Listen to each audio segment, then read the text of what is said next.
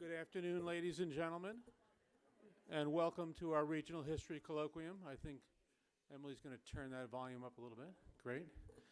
You all know what this is, right? Those of you who have them, please turn them off. Thank you. A couple, first of all, by way of introduction, my name is Tom Ryan, and I'm delighted to welcome you all to this rendition of our Regional History Colloquium. A couple of announcements before I introduce our speaker. 1 week from today, on the 27th, Corey James Young will join us for a special Black History Month lecture. In 1780, Pennsylvania became the first state to enact gradual emancipation.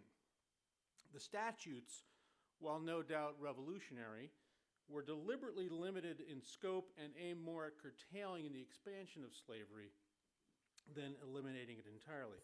As late as 1857, Lancaster newspapers still reported enslaved people living in Lancaster.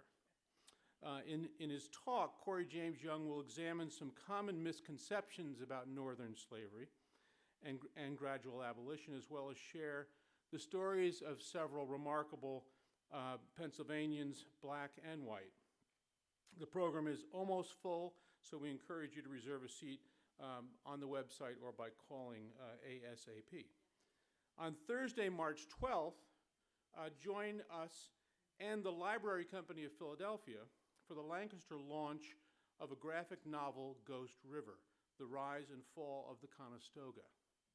Written by Lee Francis, illustrated by the incomparable Washayat Avitri, and edited by Dr. Will Fenton, this new graphic novel from Red Planet Books and Comics chronicles the last days of the Conestoga people and brings their story to light. A story of despair and hope, of loss and love, ancestors and the ghosts of history that are always with us. Lancaster history curators will juxtapose some artifacts and documents from the Conestoga people with this extraordinary retelling of their story. And Dr. Will Fenton from the Library Company of Philadelphia will join us to speak about the project and its history. It should be a fantastic event, and reservations are still available on the website or by giving us a call. On Wednesday, March 25th at 5:30, we're offering a close look at the social and personal histories layered into quilts. Participants will get to see several quilts from our renowned quilt collection and enjoy a discussion about the histories of these beautiful objects. Assistant Curator Tori Pyle, in conversation with the Director of Education and Public Programs, Stephanie Townrow, will educate participants about several Lancaster County quilts while conducting a white glove quilt turning. The program will highlight a diverse sampling of quilts from the late 1700s through the 1900s. The cost is $15 for members, $25 for non-members, and you know the routine about getting a reservation. Finally, on Thursday, March 26th, the University of Pennsylvania's Dr. Mia Bay will join Lancaster History to examine how African Americans viewed Thomas Jefferson and how they reflected upon him in letters and pamphlets since the 1790s. Although a slaveholder, Jefferson was one of the central architects of an American democratic tradition that held an early and abiding appeal for African Americans. As such, he became a central, if unlikely, figure in the African American freedom struggle that took shape alongside the American Revolution. Dr. Bay will discuss how, starting in the 1790s, black authors began to talk back to Jefferson in letters, orations, and pamphlets that both praised Jefferson and took him to task. Again, reservations are encouraged for that. It's my pleasure to welcome Rachel Shelden. Rachel is the director of the George and Ann Richards Civil War Era Center and is an associate professor of American history at Penn State. She is the author of Washington Brotherhood, Politics, Social Life, and the Coming of the Civil War, published by University of North Carolina Press. which received honorable mention for the Wiley Silver Prize for the best first book on the American Civil War, and was a selection of the History Book Club. No small feat. She is also co-editor with Gary Gallagher of A Political Nation, New Directions in Mid-19th Century American Political History, published by the University of Virginia Press. Today, Dr. Shelden will speak to us on Washington in the 1850s. Rachel. Make sure I'm only taking my edges. It's important. Thank you so much for having me. Thank you, Tom. Thank you very much to Stephanie Townrow, who gave me a wonderful tour of Wheatland today. I really enjoyed it. Thank you to everyone as part of Lancaster History. And thank you for welcoming me to Pennsylvania. I am brand new to the state, only been here 6 months, and so far it really feels like home. So I'm glad to join you here. So today I'm going to talk about Washington, D.C. in the 1850s, one of my favorite subjects, the culture of Washington. And I want to start by talking about the standard portrait of Washington, D.C. that you probably know, the one that probably rings true to you. And that picture is one of violence, divisive behavior, people getting into brawls on the floor of Congress, angry rhetoric, Bowie knives. And so this is sort of the thing that you probably think of first when you think of Washington in the 1850s. I'm not saying anything crazy, right? This all rings a bell to you. And historians, yes, sort of a little bit like now, yes. This feels a little too timely for us, right? I'm sorry about that, or maybe it just makes it a little bit more useful. So historians often use this picture of Washington as a proxy for understanding Northerners and Southerners in this period, as sort of that sectional divide between North and South by looking at that angry, divisive behavior in Washington, D.C. They see these men as representative of the anger that is boiling up in the other parts of the country. And so you can sort of imagine this as like Democrats and Republicans today. That's how serious those divisions were. And the Washington politicians then become stand-ins for that section as they would today for that party. And perhaps the most commonly cited example is the caning of Charles Sumner. This famous caning happened in May 1856 on the floor of the Senate. Young South Carolina congressman by the name of Preston Brooks attacked Massachusetts Senator and anti-slavery activist Charles Sumner there. Brooks was really angry about a speech that Sumner had made on the floor of the Senate about popular sovereignty in Kansas. And during this speech, Sumner had insulted Brooks's cousin, Andrew Pickens Butler.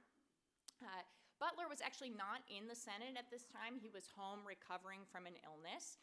And Brooks read about this speech in the newspaper and got very angry and got horribly drunk 2 nights in a row, worked himself up into a frenzy, and then came to the Senate and beat Charles Sumner senseless. He actually got off 30 lashes with his cane before Sumner toppled to the floor and he was restrained. One odd thing about this is that you can imagine Sumner was not a particularly old man. He was not someone who would have had a hard time fighting back. But he was sitting in a chair, and the way the chairs worked in the Senate is that they were on rails. And so in order to get out of them, you had to push straight back and then stand up and get out. And of course, he forgot this in the midst of being walloped. And so he was wriggling in his chair to get out and then finally fell onto the floor of the Senate. And Sumner was so injured from being caned by Preston Brooks that it took him several years to recover. Yes, pretty serious. So this story has all the goods, right? All the goods for thinking about the increasing divide in the capital city in the years before secession. In this northern and southern battle, you have this, from the southern perspective, callous northerner making an incendiary speech on the floor of the Senate against southerners.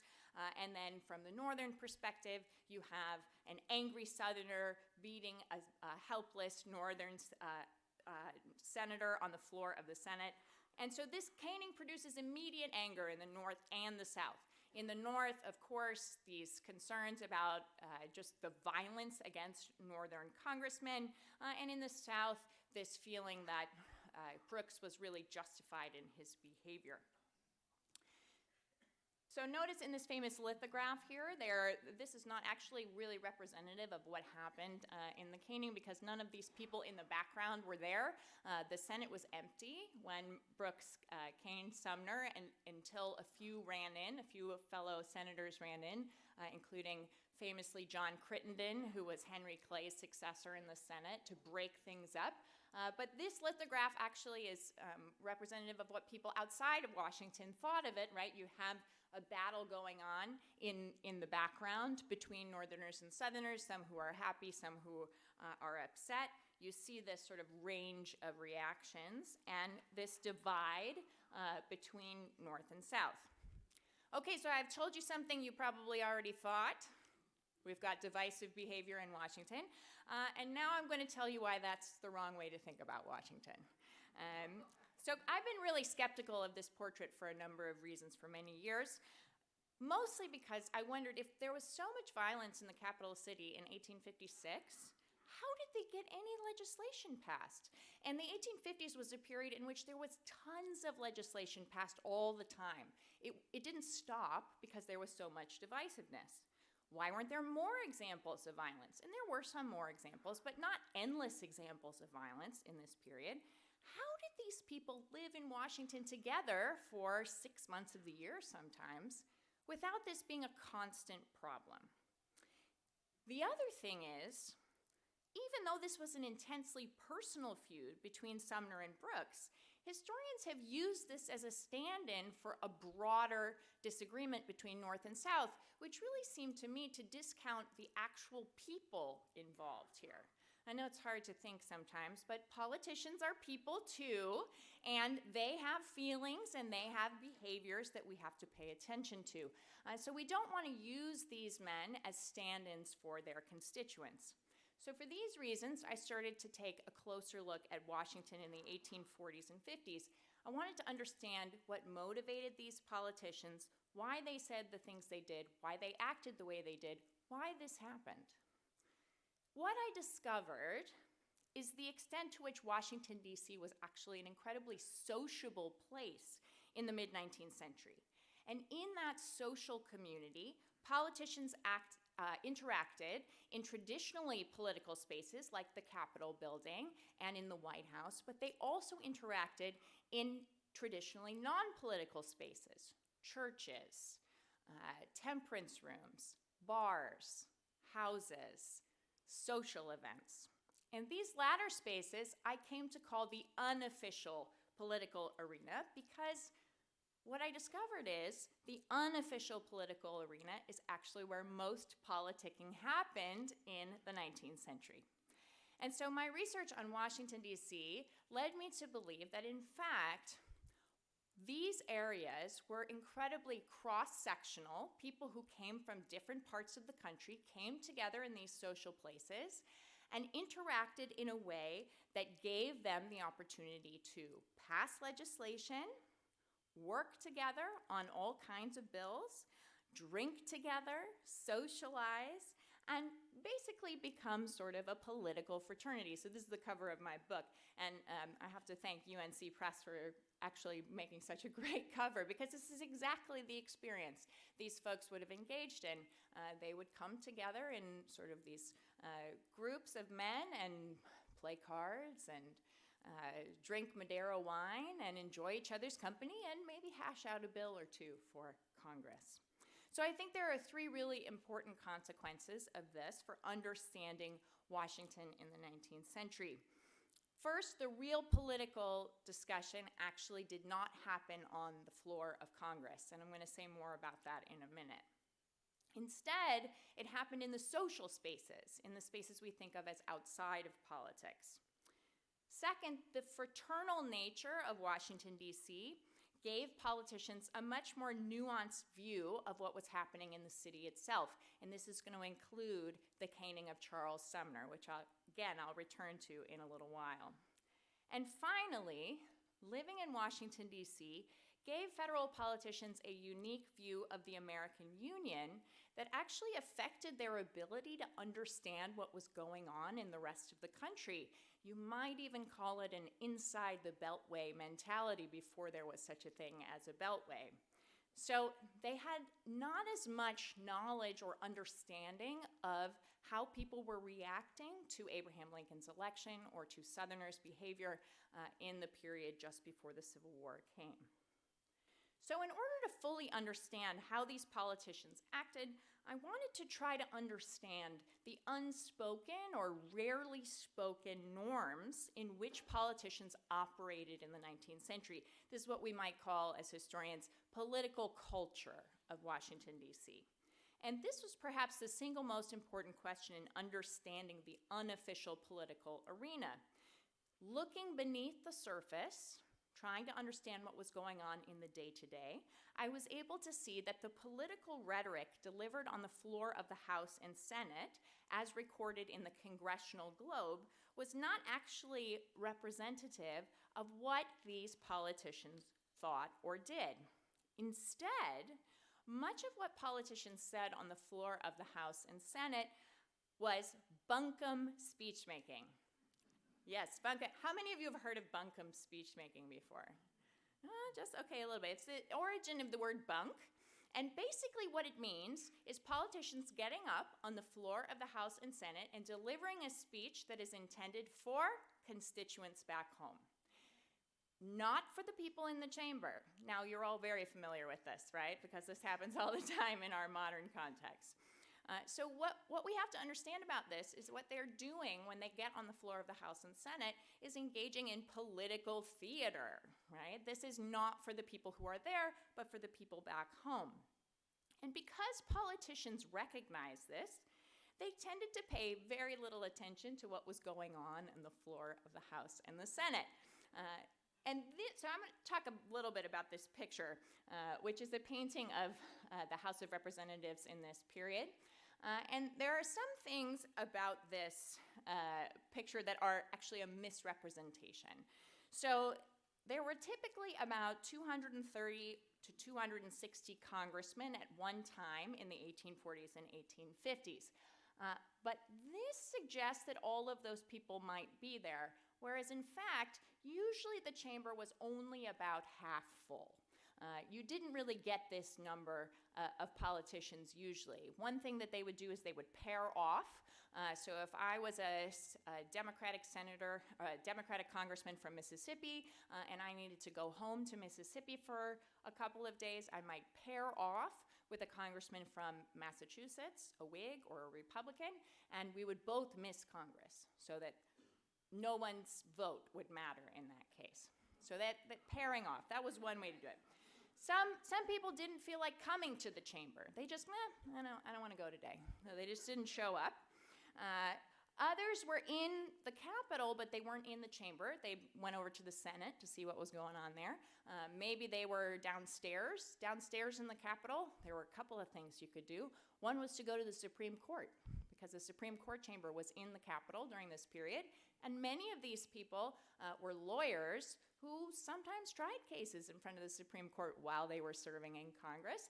So they would go down to the Supreme Court. They were hanging out there. Some of them were at something called the Hole in the Wall, which was a bar that was in the basement of the Capitol. They would just go and have drinks and hang out. One thing you can't see very well here is, but there were little couches on the edges of the chamber. And those couches served as great places for congressmen to take a nap. So they would sometimes be taking a nap during these speeches. So this is sort of part of the experience. Now, there are some things about this picture that are more accurate. One is what's happening in the back here, which is there are politicians who are talking to their neighbors. There are other people on the floor who are talking to them. There were certain people who were allowed on the floor, former congressmen, members of the Senate, obviously, members of the cabinet, and they could come and chat. And so often they did this. You would have congressmen who were having loud conversations with members of the cabinet just at their desks. There were no offices in the 19th century the way we think of them today. You didn't have a staff. So what were you probably doing when you were sitting on the floor of the House? Writing letters to your constituents over and over and over again. So how many letters do you see as a historian when you go in and look at these archives that say at the top, House of Representatives in writing? That's because they were actually writing their letters home in the House of Representatives. They had to actually conduct this business while they were at their desks. So they spend lots of time answering letters, also to their families. They're not paid very much. So congressmen often are off doing other things, like, as I said, being in the Supreme Court, or sometimes being elsewhere where they needed to conduct business. So what we associate with lawmaking today wasn't really what was happening in this period. And one consequence of this is that the Congressional Globe, which is a very important document for historians, which tells us the recordings of what happened in Congress, is not really a full picture of what was happening, because maybe you see a super fiery speech that's in the Congressional Globe, but only about 40 people were there to witness it, so what kind of impact would it have? Or, and this happens sometimes, maybe a freshman congressman who didn't really feel up to going up in front of the House of Representatives and delivering a maiden speech would just slip his speech to the recorder and say, hey, can you put this in the Congressional Globe for me? Never has to deliver the speech in front of his constituents. So that would happen. So what we think of as where lawmaking happened in Washington is not representative of what happened in the 1850s. So if politicking wasn't happening there, where was it happening? Lots of different places. As I mentioned at the beginning, it happened in churches, in bar rooms, all across the city, temperance rooms, the Freemason lodges, all these kinds of places. But I'm just going to focus on two today, so not to go on for 4 hours. And the places I want to talk about today are boarding houses, the living arrangements that politicians were in Washington, and the various social arrangements that these folks engaged in the city. So let's start with housing arrangements. There were 3 types of boarding choices that politicians made upon coming to Washington in the 1840s and 1850s.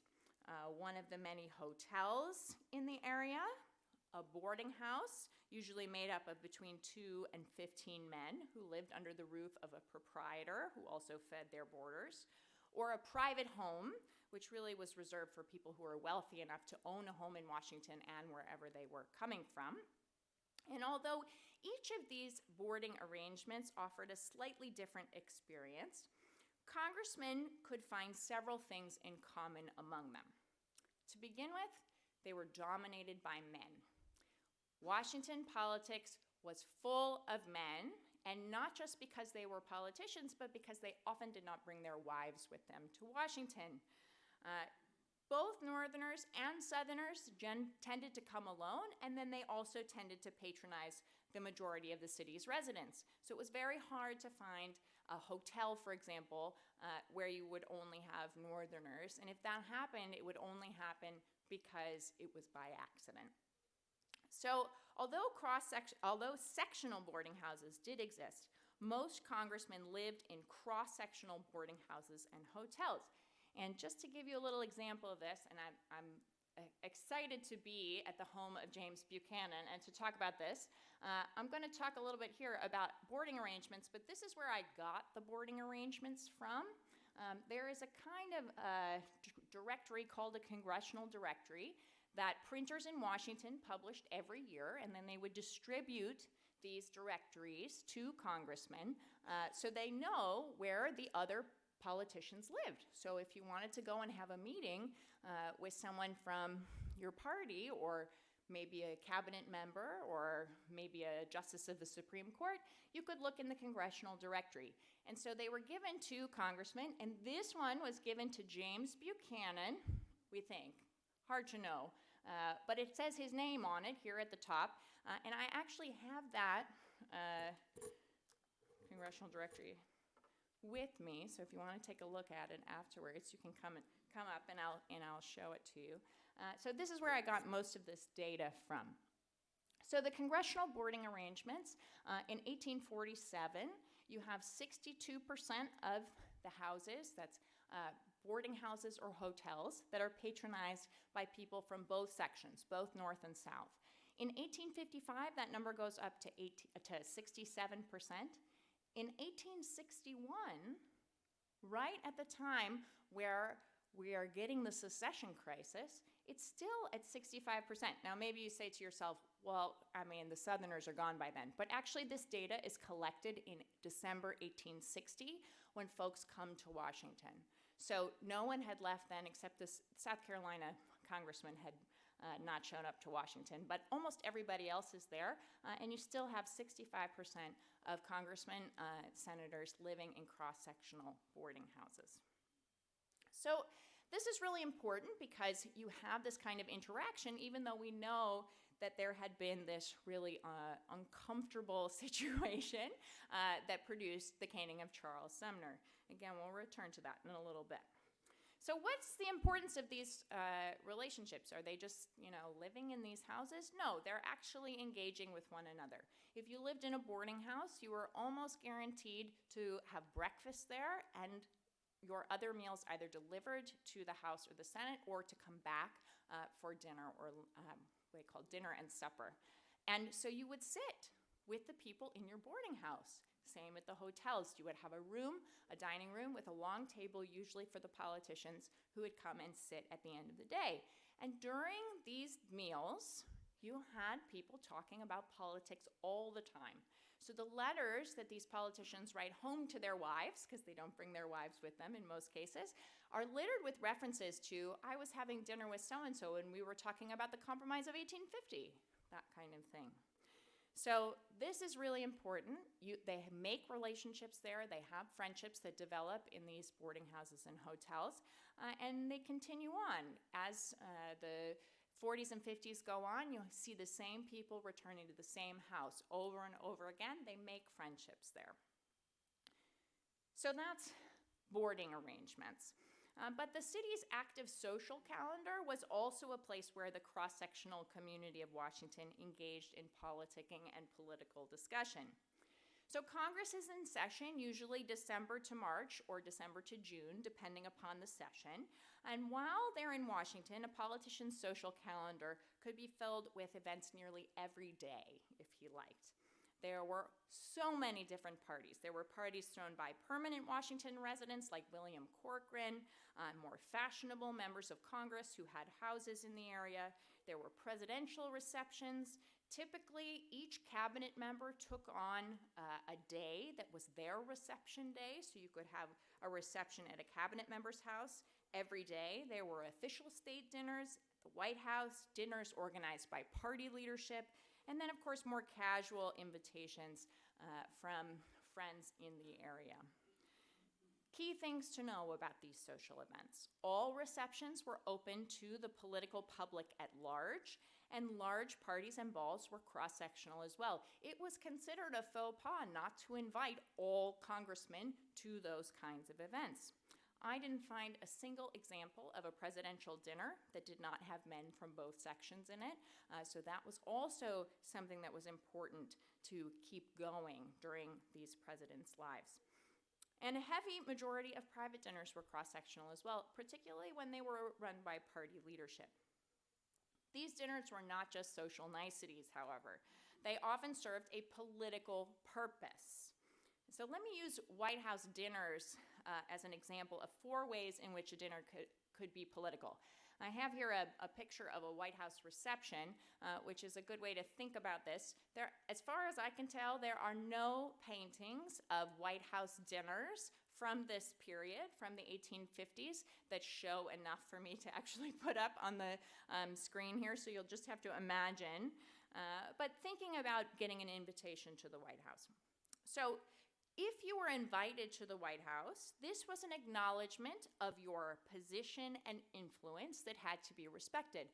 So presidents understood, well, this politician is an up-and-comer in this state. I need to think about inviting them to the White House. Second, invitations were basically mandatory. You have all of these letters of politicians writing home to their wives, I have to go to the state house, to the state dinner that the president invited me. It's so irritating, but I have to show up or else it'll send some sort of political message. Third, these kinds of dinners were often used to smooth over political disagreements. So Buchanan actually was famous for this. And one good example of this is in 1858, a Texas Democrat had a conflict with Buchanan about a patronage appointment in Texas. And so Buchanan invited him to dinner to try to ease the tension about this patronage appointment. And finally, these dinners are filled with political discussion among the guests, ranging from the conduct of the Mexican War to the Compromise of 1850 to local matters, diplomacy, anything that you could imagine was on the minds of these politicians came out during these dinners. And the same was true at receptions. So you can see here, there are sort of pockets of men and women.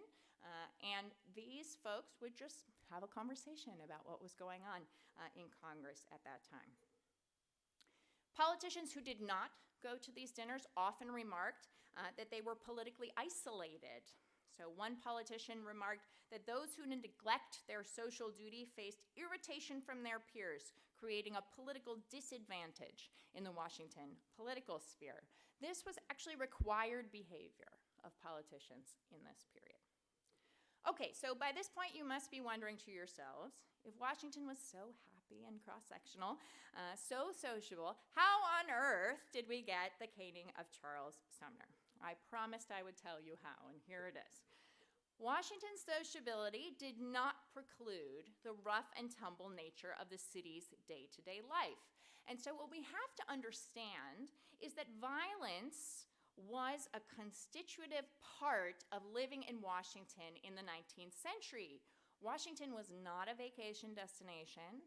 It was dirty, it was grimy, the sewer system was notoriously poor, there was trash lining the streets, and in large part because of these conditions, there were very few fashionable women in Washington who lived permanently in this period. Remember, I said few men bring their wives. So by the time of the caning, the city really deserved a reputation for violence and vice. The vice included some innocuous forms of bad behavior, such as excessive drinking and carousing. And again, just like the boarding houses, this is really cross-sectional. You get men from both parts of the country engaging in all kinds of excessive drinking. One of my favorite stories about this is a dinner party specifically featuring Northerners and Southerners, where they each produce a bottle of wine. They alternate a bottle of wine to see who had the best bottle of wine. 37 bottles of wine later, the Northerners claimed victory. But so this is, they're self-conscious about it, I guess. So again, people from all parts of this country and parties indulged in alcohol, and they really strengthened these cross-sectional relationships while enjoying drinks together. And again, they're talking about politics all the time. How could they resist? Regardless of their drinking habits, though, they did not want this to get out to their constituents. Nobody wanted a reporter writing about how you were drunk and sleeping on a couch in the House of Representatives. And so they didn't go around reporting this. There was sort of this understanding among politicians that we do not tell. We do not have reporters go out and tell what's going on with us. So there's this code of conduct within Washington that accepted a degree of bad behavior and kept that behavior within the fraternity and out of the public eye. And the same was true of men who chased women or played cards. There were many gambling dens and brothels in the city. Some of the most famous congressmen in the mid-19th century, including Daniel Webster and John Calhoun, were rumored to have women on the side in Washington. But this was not something that the papers got hold of. You hear rumors, but there's no direct evidence, and it was mostly whispered in the community itself. Similarly, card players crossed the sectional divide, and when newspapers got a hold of information about gambling dens, politicians would just deny it. So no matter what anyone said, so-and-so won this much money at this gambling den, oh no, that wasn't me. And sometimes people would be accused, and it was really their friend who didn't. So you get letters about this, politicians joking to friends about, this politician actually was accused of doing it, but it was me. Oops. So politicians engaged in all kinds of gambling, but we don't have as much information about it because they tried to keep it quiet. There are a number of tales of trysts that happened in Washington that the community also kept from the papers. One of the most famous trysts that actually came out was between the wife of Daniel Sickles. You might recognize his name.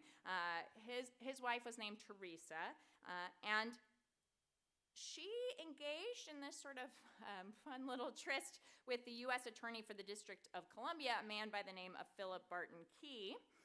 And D.C. politicians had been able to keep this tryst out of the papers, but it became public when Sickles found out about it and shot Key point blank in the middle of Lafayette Square, that little park right outside the White House. And this may sound familiar to those of you who are interested in the legal history of this period, because it was the first time that the United States, first time in the United States that someone was acquitted for temporary insanity, which was the defense that Daniel Sickles used in this case. I'm not so sure how accurate that was, but he was very angry. So as this story tells us, just as vice was commonplace in the city, so was violence. And there are endless stories of office holders and office seekers getting into tussles in the various cabinet departments and on the streets of Washington. And most importantly, violence was not limited to South on North crime or North on South crime. And it wasn't just initiated by Southerners. Sometimes you hear people say, oh, the Southerners are so violent. No, the Northerners are pretty violent too. And they could become involved in violence against one another. One of my favorite stories about this took place between William English, a Democrat from Indiana, and William Montgomery, a Democrat from Pennsylvania. Montgomery was apparently unhappy about something that English had done because he ran into English on 18th Street and ignored a hello from his colleague, exclaiming, "I speak to no puppy, sir." Puppy was apparently a pretty serious 19th century insult because English did not like his reaction. So he raised his heavy sword cane and knocked the much bigger Montgomery, who was about 200 pounds, over the head until he fell into the gutter. Perhaps this is because English, who was about 150 pounds, did not want to risk a fist fight. Montgomery was not going to take this sitting down. He looked around his surroundings to see what he could pick up, found a loose brick on the sidewalk, and threw it at English. So, here we go. Northerners, they like to engage in this kind of thing. And violence in the halls of the Capitol was not isolated to the famous incident involving Sumner and Brooks either. In 1850, two Southerners charged at each other with angry words and brandishing pistols after a controversy about the Compromise of 1850. They put these things away, but then you hear lots of congressmen say, oh, this is great political theater for their constituents back home. Another pair of Southerners got into such a nasty fight on the floor of the House in 1845 that they turned it into a duel. And my absolute favorite story of violence in the Capitol took place in 1858 when a quarrel between a Northern Republican and a Southern Democrat turned into a 30-man brawl on the floor of the House. And in the midst of the fight, an Illinois Republican by the name of Elihu Washburn took a swing at Mississippi Democrat William Barksdale, but aimed too high, as this drawing demonstrates, and ended up knocking Barksdale's wig off his head. Well, almost no one knew that Barksdale wore a wig, so this sent the House into fits of hysterics. I mean, everyone just fell over. They were fighting each other, and they fall over laughing. Roars of laughter, and so the fight dies down, and congressmen return to their seats and go right back to their business. There were politicians who engaged in this all the time, and often on the floor of the House it would turn into this, and sometimes it would get in the papers, but sometimes not. So this is a drawing later that somebody did of this, but I like that it actually shows the wig popping off his head, so I thought I would give it to you. So what does this tell us? It tells us that violence and vice were a regular part of the Washington experience, and it provides critical context for how and why Washington politicians are going to react the way they do to the caning of Charles Sumner. Because although it became incredibly divisive outside of Washington, D.C. In Washington, it had very little impact. There was an investigation, but mostly the politicians who had been around for this didn't have much to say about it. And within a week, members of Congress from both sections were writing in their letters home that the Sumner controversy had flamed out. Even Sumner himself noticed this, much to his chagrin. This is a terrific quote that I found in his papers where he said, "On my visits to Washington since the attack, I observed that Republicans fraternize most amiably with Southern Democrats, even with those who were accomplices after, if not before, the act under which I am suffering." So I'm not disputing that the caning of Charles Sumner had a really important impact on American sectionalism and perhaps even the coming of the Civil War. But I believe its influence did not necessarily extend to the politicians in Washington. Living in the rough, rowdy, drunken experience of the capital city, where all of this is happening on street corners and even the Capitol itself, most politicians saw the caning of Charles Sumner in the context of their general experience in the city. So with that in mind, I want to end my discussion of Washington's fraternity by talking a little bit about how the context of living in the capital city influenced politicians during the secession crisis and as the nation braced itself for civil war. Although the election of Abraham Lincoln in November 1860 sent a wave of panic through many southern states, Washington was different. The basic social and political structure of Washington did not break down. All the politicians showed up to the Capitol in early December and arranged themselves in boarding houses and hotels and other houses. And as I mentioned a bit earlier, 65% of the politicians still lived in cross-sectional housing in the winter of 1860-1861. Parties, balls, dinners continued at their usual pace. Lincoln's inaugural ball in March 1861 was reported to be well attended by men and women from both sides of the country who still remained in the Union. It was still important to go if you were a politician. And of course, drinking and engaging in all kinds of illicit behaviors continued as well. The rhetoric of the Deep South states rang with accusations, but most of the talk in the social spaces of Washington was calm. Politicians on both sides of the aisle and from both sections continued to deliver bunkum speeches. They simultaneously also worked behind the scenes at dinners and at parties and other social events to try to create a last-minute cross-sectional compromise. When they failed to reach that compromise, it was more cause for surprise and sadness than anger and recrimination. There was an expectation that although other parts of the country may be really fiery, Washington politicians could certainly come up with some sort of solution. And perhaps the best example of this comes from the man who would soon become the president of the Confederacy, Jefferson Davis. Davis had been a long-serving Washington politician, had spent countless years socializing and politicking with men from all areas of the country. One of his closest friends in Washington was William Henry Seward, soon to be Lincoln's Secretary of State. They were in contact all the time. And when talk of secession began among some of his constituents in November and early December, Davis generally discounted them. Oh, it's going to be fine. When that failed, he was miserable. On January 21st, Davis delivered his farewell speech to the Senate and left the body in tears. He told two ladies walking out with him, "This is the saddest day of my life."